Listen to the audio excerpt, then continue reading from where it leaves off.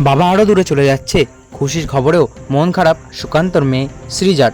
মন্ত্রী হওয়ার খবর দেরিতে জানতে পারায় দিল্লি যাওয়া হয়নি স্ত্রী কোয়েল মজুমদার ও তার মেয়ে সৃজার। তবে পরিবার যে পাশে আছে সে কথাই বলেন কোয়েল। সুকান্তর স্ত্রী জানান, দলের কাজে ব্যস্ত থাকায় বাড়িতে আর খুব বেশি সময় দিতে পারেন না তিনি। জল্পনা প্রায় শেষ। সুকান্ত মজুমদার নিজেই জানিয়েছিলেন শপথের আগে যে তাকে মন্ত্রী করা হচ্ছে। বালুরঘাট থেকে দ্বিতীয়বার জয়ী হওয়ার পরেই কেন্দ্রীয় মন্ত্রী হওয়ার খবরে খুশির হাওয়া সুকান্তের পরিবারে।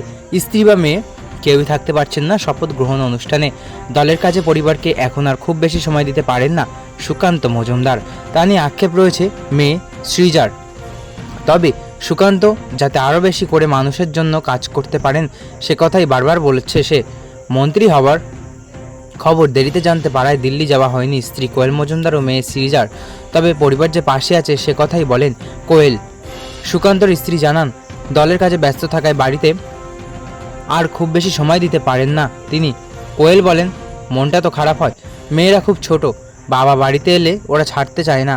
তবে মেয়েদের বুঝিয়েছি, নিজের মনকেও বুঝিয়েছি, ভোটে ওর হয়ে প্রচারও করেছি, সব দিক থেকে সমর্থন করি। বাবার মন্ত্রী হওয়ার খবর শুনে মেয়ে সৃজা বলেন, আমি খুব খুশি, তবে বাবা আরও দূরে চলে যাচ্ছে এটাই খারাপ লাগছে। আমি চাই বাবা সবসময় পাশে থেকে কাজ করুক। এই খবরে আবেগে গলা ধরে আসছে সুকান্তর মেয়ের। তিনি বলেন, খুব আনন্দ হচ্ছে, খুব মন দিয়ে কাজ করি, এখনও খুব খাটছে বাবা, একদিনও বিশ্রামও পাইনি। তো বন্ধুরা, এই ছিল আজকের ভিডিও। আশা করি ভালো লেগেছে। ভালো লাগলে অবশ্যই একটি লাইক করবেন এবং আপনার কি মতামতটা কমেন্ট বক্সে অবশ্যই জানিয়ে যাবেন। এবং আপনি যদি ফেসবুক পেজ থেকে ভিডিওটা দেখে থাকেন তাহলে অবশ্যই পেজটি ফলো করে যাবেন। ধন্যবাদ।